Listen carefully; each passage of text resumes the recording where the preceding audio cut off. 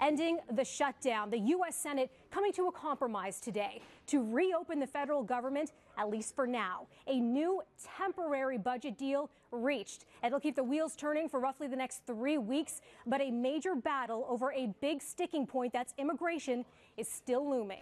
We're back in business. Republican Senator Lindsey Graham sounding downright positive after senators struck a deal to end a 3-day government shutdown. Senate Democratic leader Chuck Schumer said he'd come to an arrangement with Senate Majority Leader Mitch McConnell and not the president to fund the government until February 8th. Since our meeting in the Oval Office on Friday, the president and I have not spoken, and the White House refused to engage in negotiations over the weekend. The great deal-making president sat on the sidelines. Schumer agreeing to end the shutdown after a promise from McConnell to allow an immigration bill to reach the floor next month. Democrats are pushing Republicans to protect the DACA program that covers some 700,000 immigrants known as Dreamers, brought to the U.S. illegally as children. I think if we've learned anything during this process, it's that a strategy to shut down the government over the issue of illegal immigration is something the American people didn't understand. The White House press secretary asked today about Trump's comments back in September when he said that Dreamers had nothing to worry about.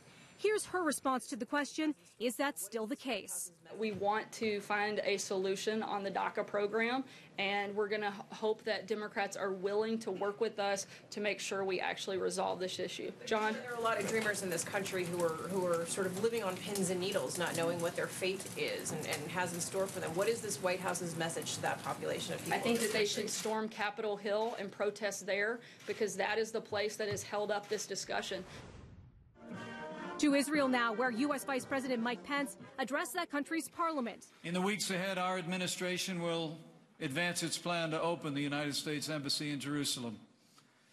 And that United States Embassy will open before the end of next year. Pence not revealing an exact date for the move during a speech which follows Trump's announcement last month that the U.S. recognizes Jerusalem as Israel's capital. Pence's speech briefly interrupted. Israeli Arab parliament members held up protest signs in Arabic and English, reading "Jerusalem is the capital of Palestine." Now, someone who won't be meeting with Pence during his visit to the Middle East, that's a Palestinian leader, Mahmoud Abbas, who's called Trump's Jerusalem decision a slap in the face.